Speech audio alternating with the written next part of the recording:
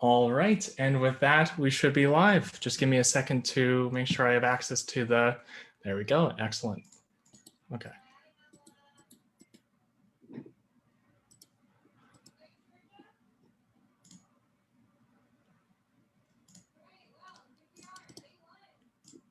Super sorry. If I click on this, there we go. All right, so now that we're all set up, both on Zoom and on Facebook, I want to welcome everyone here who's going to be joining and is also watching after the fact to what is invisible labor and what can we do about it? So I am super excited to be facilitating this today alongside Sanjana, but to introduce myself, my name is Lucas Schaefer. I'm the MENding Program Coordinator at the Kawartha Sexual Assault Center, and I'm facilitating here with Sanjana. Hello everyone, I'm a mental health and addiction worker placement student at Fleming, and I'm a placement student at KSAC too. I welcome everyone. Wonderful. So let's get started.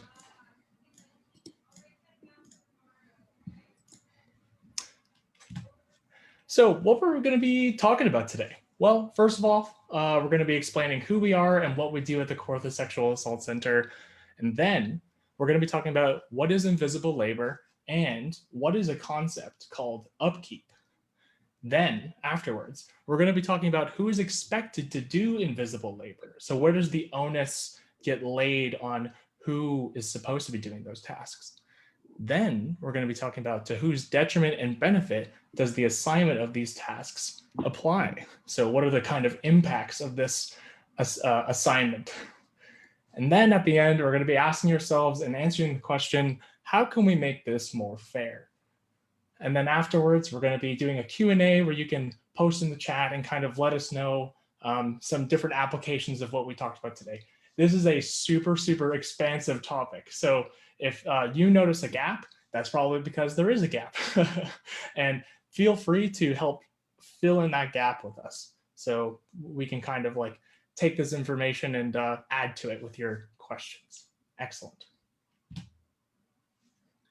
So the Kawartha Sexual Assault Center, it supports people who are impacted by sexual and gender-based violence. We do individual and group counseling for youth and adult survivors and their supporters. We have advocacy and accompaniment, public education for young youth and adults, schools and community spaces, and we offer a crisis line, phone line, or a web chat. So I am just putting everything on chat, and if you need a Me Too healing space, also you will it's being put in the chat. If you need some kind of support, also you can call, text, or access our web chat line of KSA. Awesome. Thank you, Sanjana. And all of these lines, both like text, phone, and online, are all available at kawarthasexualassaultcenter.com. Yeah. All right. So after we've kind of introduced ourselves and explained who we are and what we do at the center, we're going to get down to brass tacks. What is invisible labor? So if you're wondering where the origin of this word started coming around, it kind of first started emerging in a 1987 article about invisible work by a sociologist named Arlene Daniels. So the term itself refers to unpaid work that goes unnoticed, unacknowledged, and thus unregulated. That's a very, very key portion about what we're going to be talking about today. But just like a lot of different concepts and terms that we talk about at the center, that encompasses a lot, right? So invisible labor can look like a lot of different things. And we're going to be going over some examples a little bit later on. But just keep that in mind, that it's unpaid work that goes unnoticed, unacknowledged, and thus unregulated. What is upkeep? The process of keeping something in good condition, maintenance task, and what things have what other things have to be maintained. So like upkeep is protecting, like someone should be in good condition. Maybe it can be work, maybe like cleaning stuff and like everything, and maintaining and just protecting it so that it going skip on and on. So in the next slide, we would be looking into the things which like have to be maintained. So mostly planning meals, scheduling medical, and other appointments, arranging for repair deliveries. We can see all of this doing at home. It is also termed as like having some emotional work with like some relative neighbors, asking their emotional well-being. If someone is admitted to the hospital, asking their well-being, how are they doing and everything. In this pandemic, I think so we just have like calling each other, having some video calling each other, and just keep on the tabs like, is everyone doing well, how's the lockdown going and everything. And to provide support to the person if like if something is going like not that good, providing just a genuine support. And also the king keeping, that is maintenance of relationship of immediate or extended family. As I told, like keeping in touch, remembering and acknowledging birthdays, their anniversaries, like engagement ones and everything, and other milestones, and planning and organizing family celebrations and also vacations. Wow. Thank you so much, Sanjana. Like, and that can give you a kind of window into the amount of work that is necessary for a functioning home and also like having relationships, right? On the screen, we can see a bed. So we could imagine all the things that are surrounded about like making sure that that bed is functional. So that's laundry, that's making your bed every day, that's tidying it, and we see money. So that's financial planning, scheduling, doing dishes. Who's going to be doing the dishes? Who's taking care of the pets? Do we have kids? Who's going to be taking care of the kids? Are you going to be in charge of which duties regarding that, right? There's so much thought and effort that goes into the good functioning of a home, right? But that's going to be looking different for different people. Thank you so much, Jenna, for talking about that kin keeping and relationship maintenance piece, because with a lot of the different concepts that we're going to be talking about later on, that's a huge portion of invisible labor. So Yeah. now that we've talked about what requires upkeep and what invisible labor looks like at home, let's talk about what it looks like at work. So mostly we are right now in this COVID, and now probably in the lockdown. So most of people are working from home, and other essential workers which are like working out for other people. So mostly taking note, scheduling appointment, filing, having general office organization. It does happen. Yeah, that is what the new generation, or you can see the new norm, which is like happening up at work. Totally, right? That kind of blending between home and work is kind of becoming a lot messier when people are starting to work from home, right? Things that you would normally not have to do and get paid for, you now find yourself doing, right? So it's kind of blurring the lines between uh, what's work and what's not. Very, very difficult. Um, and now we're going to be kind of going on a piece that is mentioned and represented here, those kind of dramatic masks. And that's going to be a huge portion of what invisible labor is. And that is emotional labor. So if you haven't heard of invisible labor, you have probably heard of this. And the origin of this term was first kind of spoken about and recognized and studied in flight attendees. So this is where the origin of the word came from. But as like we kind of understand the word and we know it as the process of managing feelings and expressions to fulfill the emotional requirements of a job, we can start to see that like a lot of different jobs have that built into it, that kind of managing of feelings and expressions. In fact, a lot of public facing jobs require this, whether they say it or not, right? We often see emotional labor in caregiving and supportive roles, so like social work, being a therapist, but also in being like a server or a waitress or a grocery store clerk, right? Those like workers in those fields need to manage their expressions and emotions, right? They can't show frustration. They have to kind of like temper that down somehow, and that's a part of the role. It also encompasses a lot of relationship maintenance behaviors, right? So being friendly, being greeting, agreeable, right? Wanting to make connections and trying to keep connected. Those are all different kind of acts, right? And behaviors that maintain relationships. And where these kind of emotional labor bits are most exemplified are in some of the ideas that you might have heard surrounding public facing jobs, like having service with a smile, right? Advertising that as a marketing piece. The customer is always right. So that's almost like an emotional principle that you have to follow, that like when a customer is going to you, you have to meet their needs above all else, right? And even more exemplifying that, a good blank puts others first. So you can imagine a couple of different words that fit into that blank depending on the role that you have in mind. So understanding that emotional labor fits under this umbrella of invisible labor is very, very important to keep in mind as we move forward. So after we've talked about the different examples of emotional labor, both um, in different workplaces and also the examples of invisible labor, let's talk about the cost of invisible labor, right? So why are we talking about this? And when we're kind of covering what we're going to be covering today, we were kind of gesturing it to being unfair or having negative impacts. So let's talk about that. So something to keep in mind whenever we're talking about invisible and emotional labor is that it's work, right? Someone is putting thought, effort, and energy and planning and decision making into making sure that these tasks get done. So that costs someone's time, their thought, effort, energy, creativity, right? And it also involves prioritizing getting those tasks done over doing any like personal things, right? So you have to get the dishes done and you have to do cleaning and you have to make sure you get food on the table before you're able to read that book you really like, or tweak your resume, right? Because like you're kind of looking for jobs, right? Like there's different.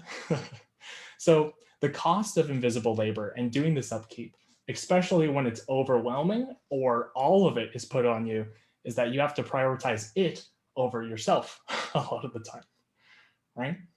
And we're going to be going a little bit more into those negative impacts later. But just keep this in mind that invisible labor and emotional labor takes effort and energy to actually do. It's work. So now we're going to be talking about who is expected to take on invisible labor and upkeep, right? Who is this work for? And to kind of frame this question, we're going to be asking another question, which is who traditionally takes on these maintenance roles? How does this relate to the topic of gender-based violence, right? So keeping that in mind, let's move forward.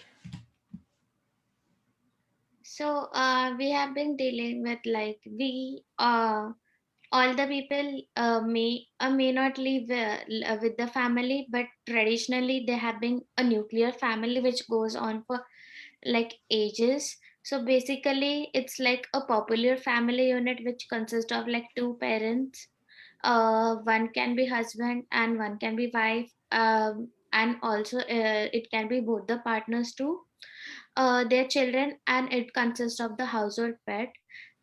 Traditionally, the woman of the household used to expect to perform all the duties and majorly taking care of like children, taking care of husband was her traditional job.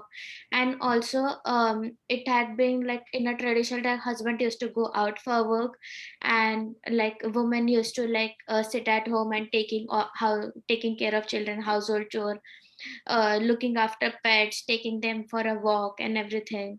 So this adoption of this family structure is like on the decline now, because more and more people enter in the dual or not relationships, such as like people live with single parent. There are some children who live with single parent, or maybe people live alone too. There are some like some people who like are divorced too, who like live separately, and some live with their extended family, maybe their aunt or maybe their uncle or their sibling and everything, or as I told, maybe they live alone too. Totally. So after talking about this kind of traditional concept and dominant form of a family, let's talk about how it affects us nowadays, right? Because you mentioned it being on the decline and that there's a lot of more diversity and what we see as like considered a family. Let's continue. So the home maintenance and the caregiving roles, it's always termed as women work. As we saw in the last slide, it is always termed that the traditional work, like women should, even if like woman is working out, even if like someone is doing their job out, it is like regularly thought and in process, like the woman should come at home and do the cooking, do the chores, and do everything like that. Because while the women and normal folk are increasingly able to like participate in the wage work, but it does affect the traditional gender roles. But we see and we also feel it like women are getting paid, even while like women are getting engaged in more and getting more paid, but the men's participant is probably not that proportionate to the woman, because they work a lot. They find like it's like my responsibility, and like the husband or the man of the house doesn't haven't like been formed to like share the responsibility or just take on the responsibility to the family. It just like both are working, but one is working more.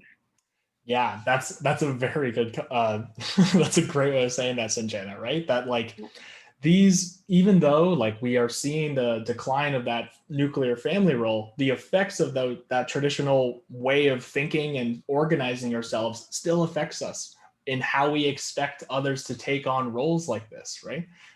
There's a second part of the slide that I want to make sure that you get to, so I'll be quiet. Yeah.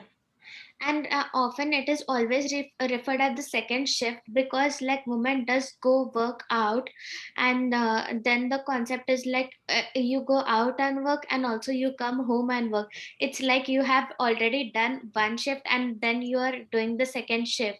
Means like coming home like for your paid job to cook, clean, organize, taking care of children, taking care of yourself, be maybe taking care of husband, doing all the chores, taking care of pet and all.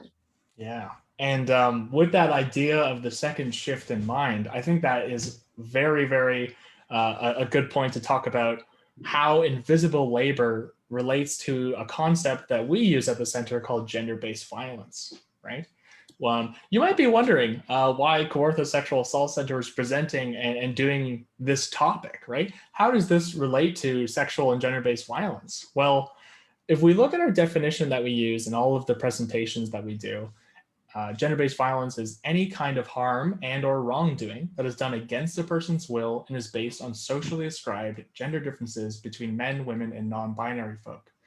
So already we might be starting to see where invisible labor and upkeep and the assignment of invisible labor and upkeep might start to form, right? In the who is socially ascribed to do this role. And we're also going to be talking about the negative impacts, right? That harm piece of that definition as well.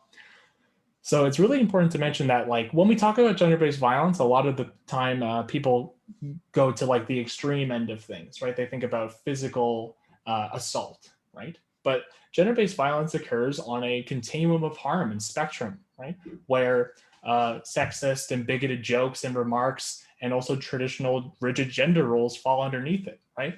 So the assignment of invisible labor to only be towards women and people who aren't men is a part of that continuum, right? That's maintaining and even enforcing those rigid gender roles that we talk about, which only further perpetuate the different harms that we see in the umbrella term that is gender-based violence. So the sole designation of upkeep and invisible labor being women's work is the harm and wrongdoing that's happening here. The harm being the effects of that, and the wrongdoing being the whole responsibility being on one person and then causing that harm. So I hope you're starting to see where invisible labor and upkeep start to fit into this picture of gender-based violence. Let's keep this in mind moving forward. So now we get to talk about the impacts, right? What is the result of invisible labor on women and non-male folk? So I'm just going to take a drink of water. 1 second.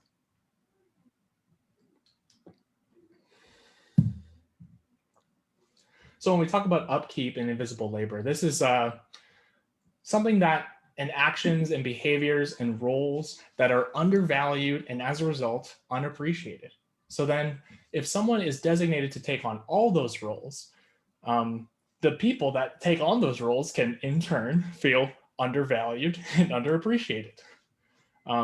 They can also feel that there's an unfair or disproportionate assignment of tasks, right? Almost being overwhelmed or expected to do all of the work, right? And there's a lot of different feelings that are kind of like encompassed by that. You think I have all the time in the world to be able to do this? Why don't you want to help? Is your time a priority and is over mine, right? Is that more valuable than my time?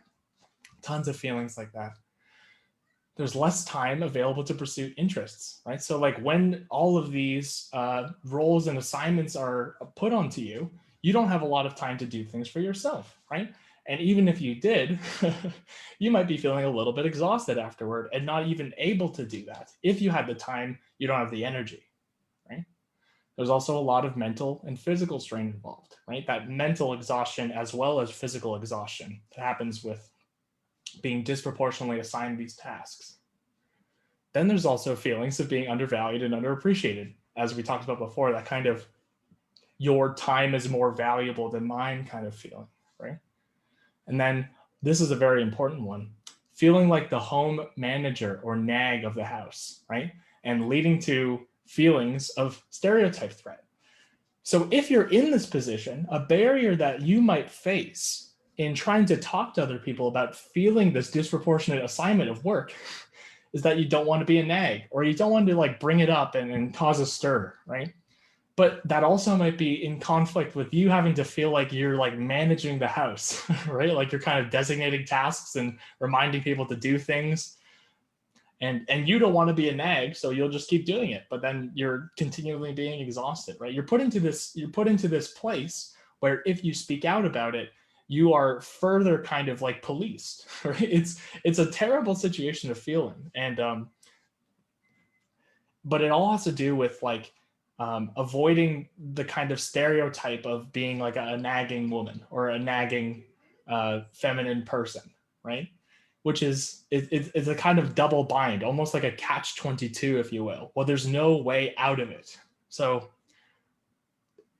all in all, to wrap up this slide, the result of invisible labor on women and non-male folk is that they feel overwhelmed with the entire assignment of these tasks, right?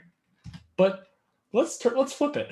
Let's talk about how the result of invisible labor not being put on men also impacts them negatively. So to kind of like talk about the whole picture here, right? While men greatly benefit from not being societally expected to perform upkeep and visible labor, there are drawbacks for them as well. And this is a thing that we can notice as well. So men, when they are not expected to take on this work, gain an expectation for things to be arranged and done for them, or feelings of this work being owed to them, right? And that's detrimental because that sounds like they're not going to be able to learn and get that necessary socialization of someone helping them and teaching them to do this themselves that they need, right, in order to live independently away from other people, right? Another portion of this that is a negative impact on men is that they aren't socialized to value those relationship maintenance behaviors that we talked about before, right? They might not like be as friendly or warm or wanting to schedule and be a part of like birthday parties and planning with other folks, right? Like if we don't expect them to take on those roles and take up that necessary work and planning, they might not build that into themselves, and that might flow into their personal relationships, right? And another impact is that they don't get experience in practicing upkeep in the absence of others, right? So you might find this, and speaking from my like personal life and previous life as a residence life done, a lot of first year university students, guys that I would live in first year, wouldn't know how to clean dishes or know how to do laundry or know like different kind of like processes that you think, okay, well, they made it here, so they might have some involvement in this, but no, right? Turns out when you're not socially expected to do this work, you'll find yourself in places where you might not have that knowledge required to even do it yourself, which is like, that's ultimately detrimental to them. You want to be able to do your laundry and clean like your area and stuff like that, right? So looking at those two impacts both on women and non-male folk and also men, let's talk about this in conjunction with one another. What is the result of invisible labor on relationships? Now, this might be very, like bringing it home for some folks who are living with their partner and also living with roommates potentially as well. So, as we know, unequal divisions of this labor, this invisible labor, are incredibly detrimental to intimate relationships. And this usually manifests as strain and feelings of resentment due to a concept in interpersonal psychology called cumulative annoyance. So, to kind of break this down, it's not wanting to bring something up because at the time you interpret it as a very small thing. So maybe it's not doing the dishes right away. So letting the dishes kind of like pile up, right? And you don't want to bring it up because it might seem small. So what the person who is not like suppressing themselves from bringing it up will find is that the more and more it happens, the greater and greater effort it's going to take to not say something about it.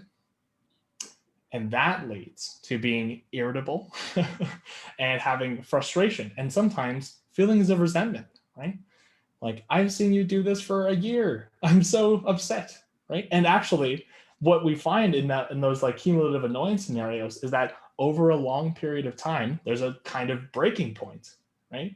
Where it's like they start to have a disproportionate reaction to what the person who's not doing that work is only seeing as one instance, right? You're blowing up at me because I didn't do the dishes like once, right? Like that's what's in their head. But on your side of things, you've seen them and noticed this over a long period of time, right? So that's the reason why it's an accumulative annoyance, right? So we're going to be talking about ways to kind of like combat that later, but this is a good thing to keep in mind. Cumulative annoyance is a huge part of invisible labor and why it causes this strain in relationships. There's also feelings in relationships of being someone's parent or caregiver instead of their partner, right? Obviously, like relationships are going to look different in different times. We're going to have to be supportive and caring for different people, like in proportion to what they're going through at that moment. But generally, in intimate partner relationships, there's like a desire for things to be mutual in some way. It doesn't have to be equal, but it has to be equitable. How are you doing a back and forth reciprocal thing? But when someone's feeling like they're putting all the effort and energy into a relationship and doing all the tasks necessary for them to live together, that starts to border on not feeling like a mutual partnership and more of like, I'm taking care of you kind of thing. And it's important to notice that distinction. So this another kind of like effect that we see on invisible labor in relationships is feeling like your partner is prioritizing their own hobbies over or downtime over collaborating on necessary work. So if you're noticing that your partner has noticed that there might be some work to do around the house and they go straight to doing what they want to do, which is maybe like going on the computer, reading a book, um, going on a bike ride, or going to the gym, you might see them as that prioritizing themselves over you, right? Where it's like, okay, well now since you're doing your thing, I have to go out of my way and do this, even though we haven't talked about it. You seem to just assume that I want to do it, and that can lead to like being really frustrated about it. Okay, so now that we've talked about all the different negative impacts that this faces on women and people who aren't men and men, and also on relationships, let's talk about what we can do about it. So, as Lucas explained, it is all that impact it does take, and it takes toll and efforts, because like just because it might just feel the way things are doesn't mean that it things the way should be. We shouldn't take anyone for granted, I feel. We should acknowledge each other, everyone is doing their own work and own part, and invisible labor is real and it hurts. Invisible labor is real and it hurts. Thank you, Yeah. Sanjana. All right. So I think, how can we make it more fair? Like, what can we do it at home? Maybe the place we are residing, at workplace, to avoid the negative consequence to thinking for like everyone. We can like see it on the next slide. So the first step into tackling this unfair expectation and attribution of this work, right, is letting everyone know that it's happening, right? You might be thinking to yourself like, how can they not see all the work that I'm doing? But that's the nature of invisible labor. It's that, as Jenna was talking about, it's taken for granted. It's okay, well, things just kind of happen around me. I think and honestly, I think a big part of this is that there's a lack of conscientiousness about what it takes for a place of living to function, right? So the first thing that we got to do is let people know that this unfair distribution of tasks is happening. And if you're on the kind of like, if you're listening to this webinar and you're saying to yourself, I don't think I'm being like assigned these tasks disproportionately. Now you can start to ask yourself, what needs to be done at my home and work in order to get through a week? And you can kind of start to see all those different roles and tasks that like need to be done in order to get through the week. And you can then ask yourself, what am I doing? how many roles and tasks am I engaged in order for a week to kind of fully function, right? And then when you're talking about other people, you can compare your workload to other people's workload, right? So this just requires talking about it. Talk to your coworkers and talk to the people in your household, whether it's your friends or your partner. Leaving this under the rug and leaving it unsaid leads to this being unconsciously attributed to other people. If you don't talk about it, people will tend to just go to the default. And the default, as we saw when we were talking about those traditional gender roles and the traditional way that we set up a family, it goes to women and people that aren't men. The second part is to know yourself. How does your identity and previous experiences inform your assumptions of housework and upkeep tasks, right? In my personal experience, I had to do a lot of reflecting in researching for this webinar, right? Like, this has been a very like long time reflecting on this work, and it takes time. But the first step is that we got to talk about it. We have to figure out people's strengths and challenges to do upkeep tasks, right? So assessing what people are able to do is a great way to kind of start that redistribution of tasks and roles process. If you don't know how to do laundry, you can't do laundry, but you can always learn. So maybe there should be a scheduled time where the person who usually does laundry and is trying to shift that role in compensation to reorganize things sits down with you and like shows you what doing laundry looks like, right? But maybe you have an aversion to doing dishes, right? And that's totally fair, normal. But that can be complemented and compared to maybe people who don't like to do another task and would rather do dishes. So figuring out what people in a household want to do and arranging things so that people are doing what they want. And maybe if like that's not really possible with the amount of tasks that there are or the amount of people that they are, finding ways to compromise. And I think this is a very, very important point. Show appreciation for the work that people do, right? Invisible labor, by definition, is undervalued, unnoticed, and unappreciative work. But we can make it visible if we talk about it. We can make invisible labor visible by acknowledging that it's there and acknowledging that people put time, effort, and energy into making sure that these things happen. You can do that by showing appreciation. Thank you so much for doing the laundry, right? Telling them that like after a hard day at work, it feels really nice to come home and see all the laundry put away and having a neat bedroom, for example, right? Showing people that you notice the effort that they're putting into is a huge part of the ways in which we can start to make this more fair.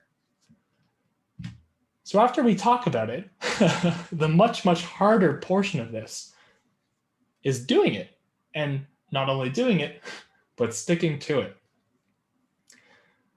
You have to commit yourself to doing this work and making this a habit, right? It's crucial that after those conversations that you have with your housemates and your work about workloads and roles, that you monitor and form these habits independently, avoiding that kind of house manager role that often gets assigned to women and people that aren't men, like we talked about before, right? So this requires us collaborating initially, but keeping yourself accountable. Explore some ways that you can help avoiding dismissing responsibility for tasks and take on the onus without needing to be reminded. What successful taking on this kind of work looks like is you doing it without having to be reminded. You do this and you notice when something needs to be done and just do it. Right?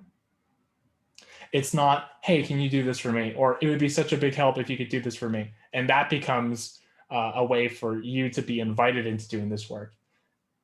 The best way in avoiding that additional piece of invisible labor, which is that home manager role where you're assigning tasks, is just being your own manager and then knowing what you need to do and what you're responsible for and doing it.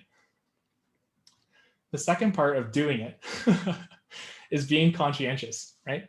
Make an effort to know and be a part of household planning and scheduling. A huge portion of invisible labor is that scheduling and planning piece, right? When are we going to go grocery shopping? What are we going grocery shopping? Okay, well, if we're going to be getting groceries, should we meal prep and meal plan, right? Well, what do people like to eat? This is not the work that needs to be done by one person, right? So if you're noticing, they're like, hey, we're kind of like low on food in your household, get together and talk about what meals you like in the week, right? Have those decisions, and those decisions that usually could be made by one person be the work of everyone in your household. And there's a benefit to that too. Everybody gets like a chance to have what they want to eat in a week, right? There's pluses to this, as well as kind of taking off this unfair assignment of tasks. Okay, so we just did a lot of information, but now we're going to be going over an example, right? So you could kind of imagine after having those initial conversations with people about that unfair distribution of tasks and roles, and you could find yourself in this position. Last night, while my partner was putting our daughter to bed, I had this thought I should go do the dishes because it would get some points for them. So initially, on first look, this looks like someone who is, after having that conversation about doing more housework, is looking and motivated to do that housework.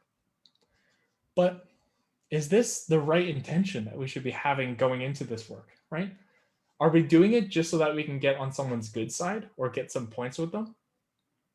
Or are we doing it because there's a mutual understanding that this work needs to be done, and if it isn't done by me, someone else is going to have to do it? A different way of looking at this is I am a member of the household, and a task that needs to be done, and I am available to do it. Just that sentence. I'm a member of the household, and a task needs to be done, and I'm available to do it. From that observation of the dishes need to be done, you can take that responsibility yourself. Am I doing anything else? Well, do I want to? But this is a need, right? It's kind of that balancing and that decision making that you make in yourself. My reason for doing tasks around the house shouldn't be to get something from my partner. It shouldn't be really about your partner at all. It should be recognizing that responsibility to be a part of a team and commit yourself to that team for your love of your family or your household. So that's a kind of one example of what talking about invisible labor with your household and then putting it into practice and committing yourself to it can look like. So that was, yeah, Sanjana, I'll let you take this. So as I talked about it, I think so. It does comes with responsibility. We should also understand it's everyone's responsibility uh, to to have like sharing emotional labor among us. Maybe it is taking care of household, or maybe it is taking care of some sick person or anything. It is all responsibility, and we should recognize that. So from this, like our webinar, what did we learn? So we have some key points. What is referred to as invisible labor and upkeep are necessary tasks and role both at home and work. Unfair distribution of upkeep tasks have lot of negative consequences on the people doing them. It can be personal, physical, mental. It can have a relationship strain too. Women and non-male folk at work and in the home are expected to be solely responsible for this workup, but doesn't have to be this way. We can make this task more fairly distributed. We must talk about it and commit ourselves. It is really important to recognize each of us worth and be responsible to each and everyone what we are working for. Maybe the person is going out and working at home, but it is not their responsibility. It's your responsibility to just share the responsibility. That's what I call, even if I am living with my housemates, we all share our own responsibility. Maybe it cleaning, or maybe it doing dishes. No one does dishes like, no one is the one person who it does it every day. We all do it like simultaneously or like in a group. So we do recognize like, it's like even if we like work out, or even if like we have internship, but we also have the responsibility which can be done, and it shouldn't be put to some another person, so that it can be like, it can be mentally stressing for the person. Yep. Wow, thank you so much, Sanjana. And I think that takes us to our question and answer period. So if you're a participant in the Zoom or you're listening live on Facebook, please ask questions in the chat. And I will stop sharing my screen and I'll bring that up. Awesome. Oh, I'm so sorry. Thanks so much, Taylor. I didn't see your message earlier, but I really appreciate you being here. And anyone else who's listening as well.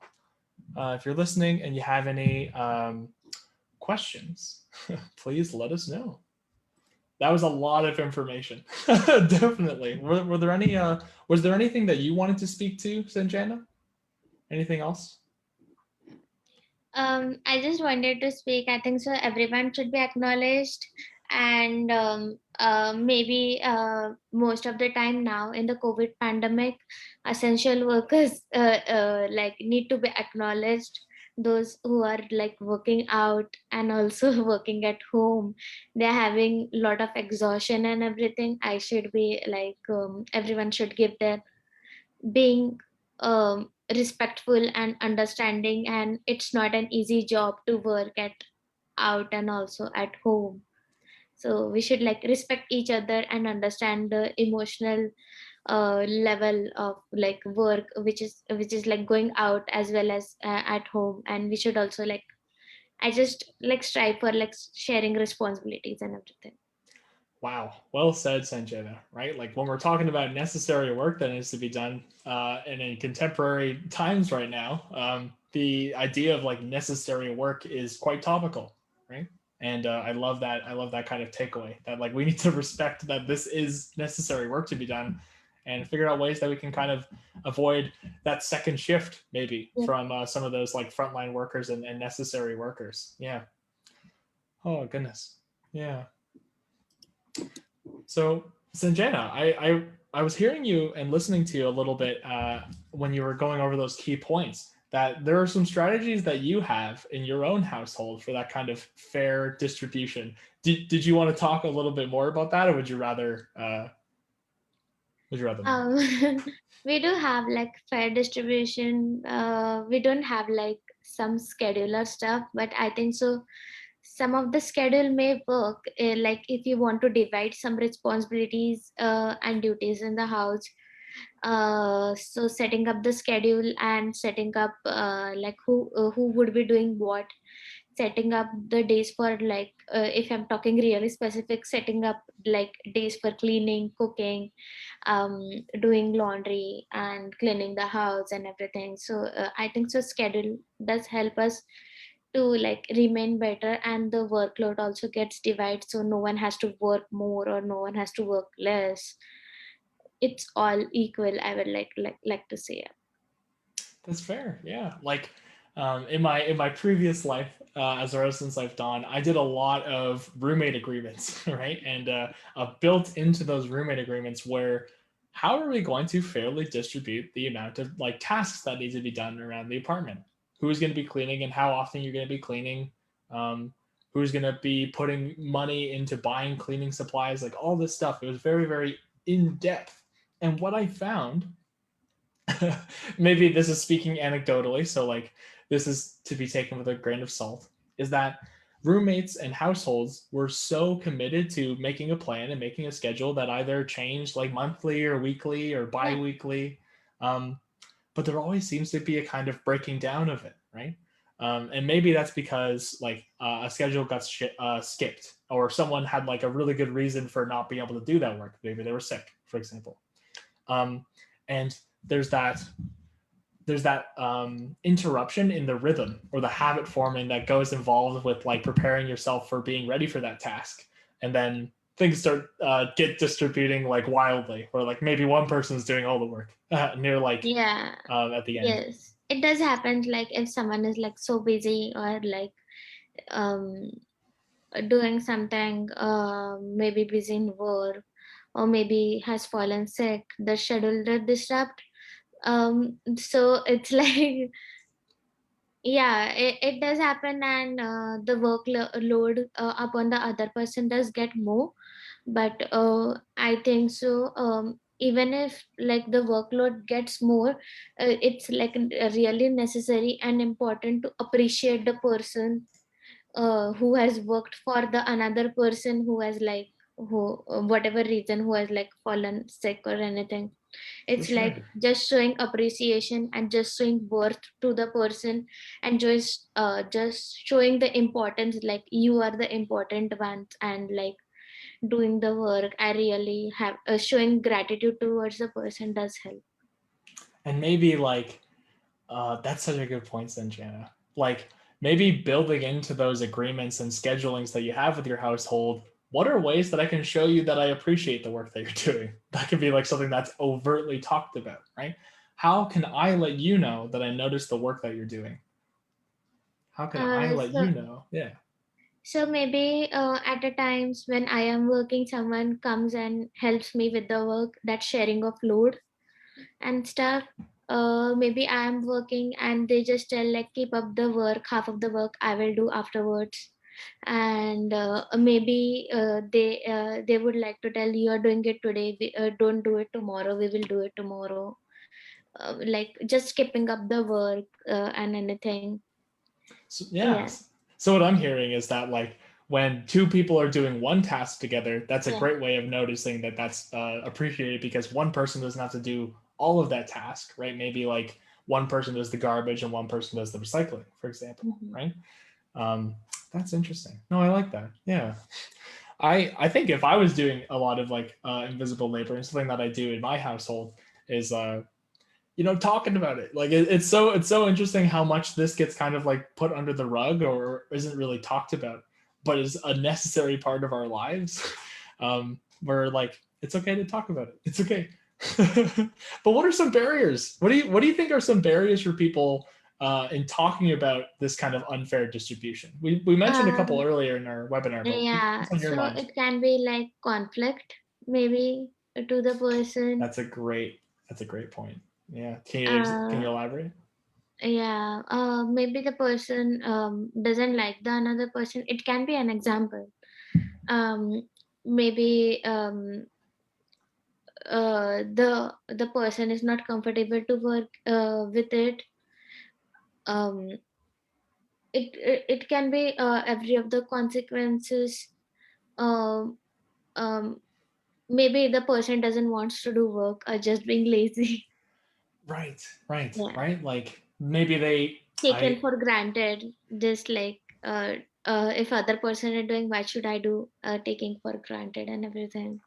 So what I'm hearing is that you mentioned conflict before. So Yeah. like if we talk about it, people might have grievances with me because maybe I haven't been like doing a lot of the work that I should do, and maybe one of the reasons why I don't want to talk about it is I know that if there were to be a like more fair distribution of tasks, that I may have to do work again, or may I have to do work now.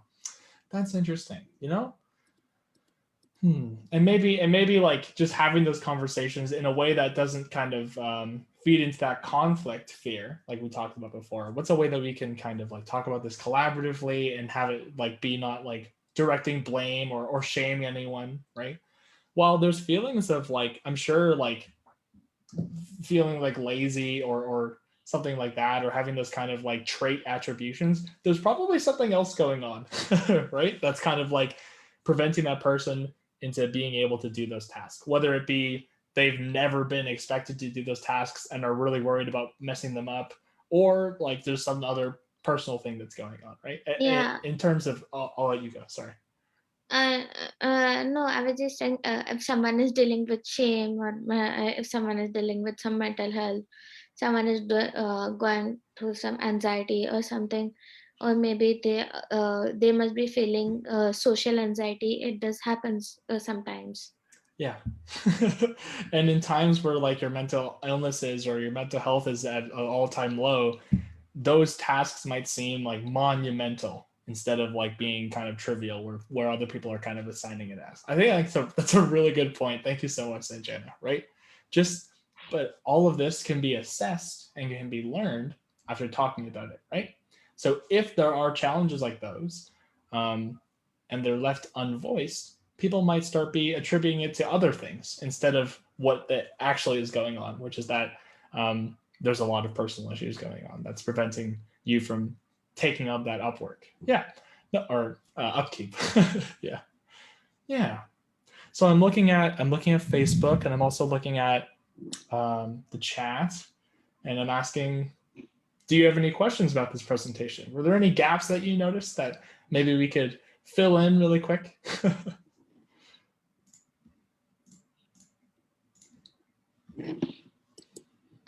Maybe the concept of like the new generation, like what is like the current status of the new generation, how they're keeping up with COVID pandemic and the upkeep and like the invisible labor. And like I think we're going to be seeing some statistics like coming out of this period, right? I think we're still probably in that data collection stage where it's like what concepts and what are we measuring, right? Because all those statistics that I mentioned, like the disproportionate assignment of that labor, that's all like Statistics Canada, right?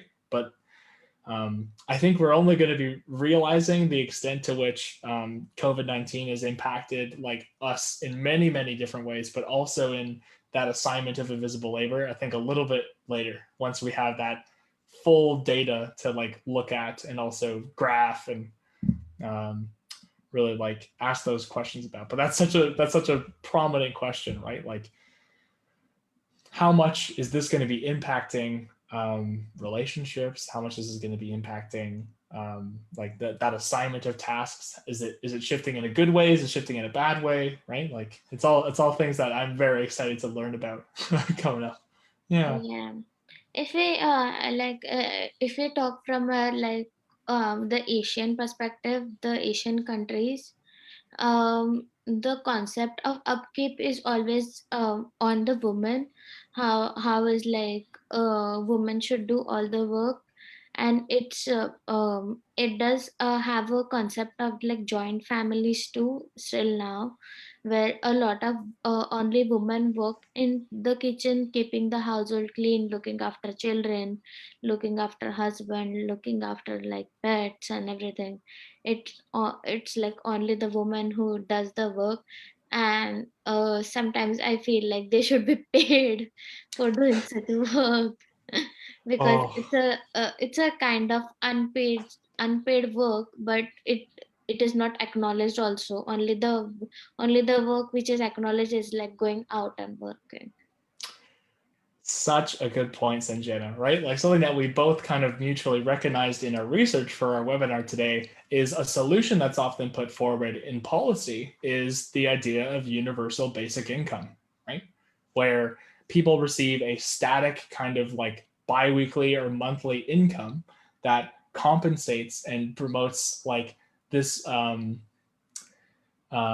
financial dependence and component on people who are engaging in waged work and there being like that division between like the private and public sector. You probably heard of that concept before, and that's where this is coming from, where people who work in the private field are kind of outside and working for companies and working for like conglomerates and basically just like getting paid outside the house. But in the private sector, that's where this kind of housework and upkeep kinds of starts like taking play. So to kind of avoid that kind of economic dependence on people who are engaging in that wage work, universal basic income is a way so that these people have financial independence, right? They don't have to kind of rely on people who are in this field. But as also we were seeing, people are engaging more into waged work nowadays. Like that kind of private public sector distinction is becoming kind of lowered. As more people are kind of going to the labor force and stuff like that. That's so interesting that you mentioned that like this concept is also like outside of Canada and outside of North America, right? And that I think that just goes to show that like these rigid gender roles and ideas and expectations surrounding gender are very widespread, right? They're featured in a lot of different countries and cultures, which makes it all the more necessary to everybody getting involved in this conversation, right? Yeah. Yeah, and I think it's um I don't want to be like it's all on the woman or stuff, but I think so.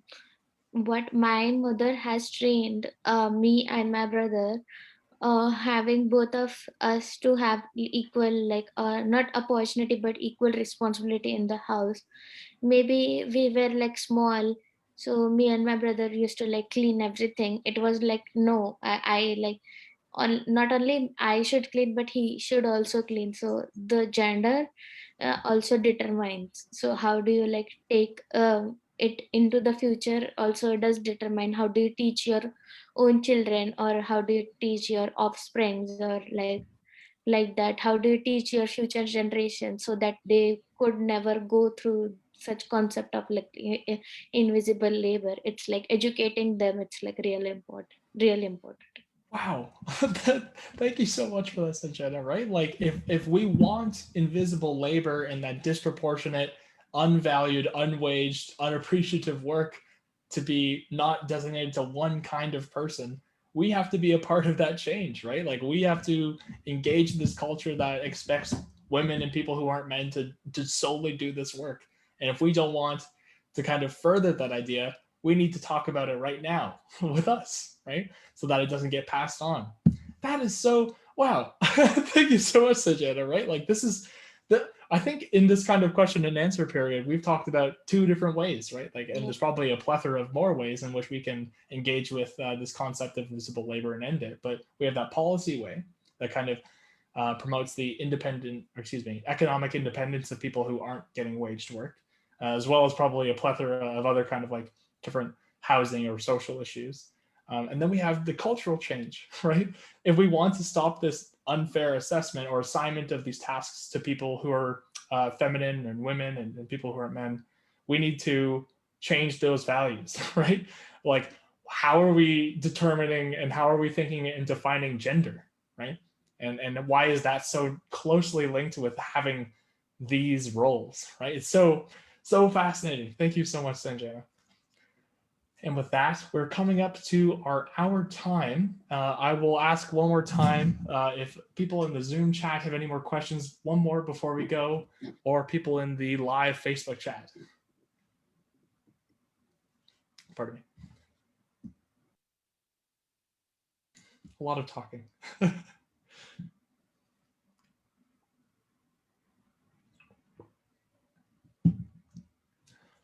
Well, regardless, like I hope you really, really enjoyed today. This has been absolutely excellent, and I hope Sanjana you've enjoyed facilitating today too. I Yeah, want to thank you I'm so like, thank you much. very much who are like the people who are like watching, and like this is a really important concept and it should be acknowledged. Oh, this is a very important concept. Thank you so much, Sanjana.